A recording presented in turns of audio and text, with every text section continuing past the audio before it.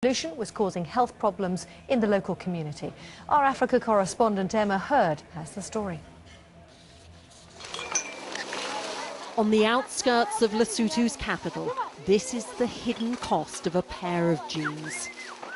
Children scavenging in waste, including hazardous chemicals dumped by the country's garment industry, factories that make clothes for Gap and Levi Strauss. Offcuts of denim are everywhere, along with the discarded labels, including that of Gap's supposedly ethical brand. All of it left for the poorest to sift through as they search for something to sell. Here we have Gap, we have Gap here, and then we have Gap Red. This is designed to help Africa. And I don't know how we can say this is helping Africa, and yet, on the contrary, is doing this to our environment. I mean, this is not good. It's polluting our land, it's polluting our air, it's polluting our water, and on the other hand, they are saying they are helping Africa. Many of those scouring this dump have respiratory problems from inhaling the smoke from the burning waste. Some have also developed skin conditions. This woman said her hands and arms were covered in sores after she touched some of the chemicals. I couldn't stop the itching, she said. This is apparently the source of the problem. Two factories run by a Taiwanese company that's contracted to produce garments for Gap and Levi's, among others. The industry has benefited the local economy, but not the environment. These pictures, filmed by the Sunday Times, show the wastewater running out of the plant. Polluted blue water that's contaminated the local rivers and streams. It runs right past people's houses here. The smell from the water is very bad, this woman said. It makes us cough and feel sick. The company claims that the water is treated before it leaves the plant in this purification facility. But just outside, one of the pipes was broken, and the residents say the foul-smelling blue water has been emerging from the factory for years. There's so much chemicals that there's nothing growing here, which is poisoning our natural vegetation. Sky News spoke to a senior vice president of Gap in the United States about the claims. In just the few days since we found out about these troubling allegations, we've done the following.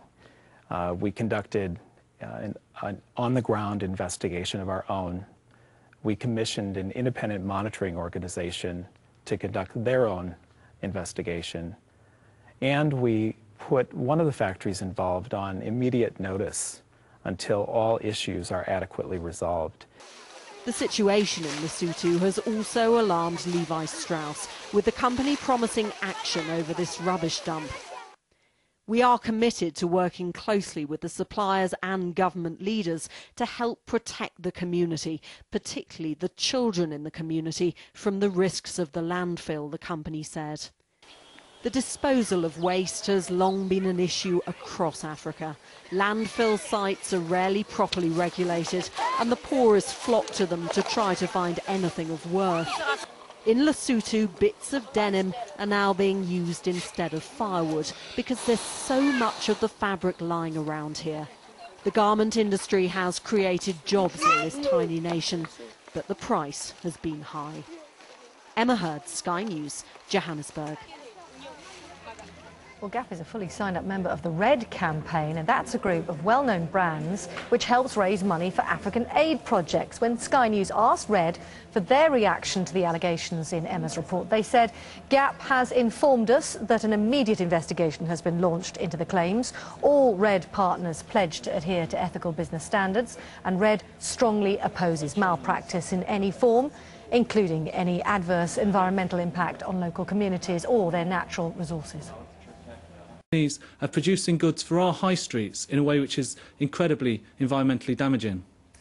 Karen, as we know from the responses we've had from Levi Strauss and from Gap, that, they do seem to have a fairly strict code for environmental damage and the communities with which they are working and their suppliers are working. This just seems to have slipped through the net completely. It does.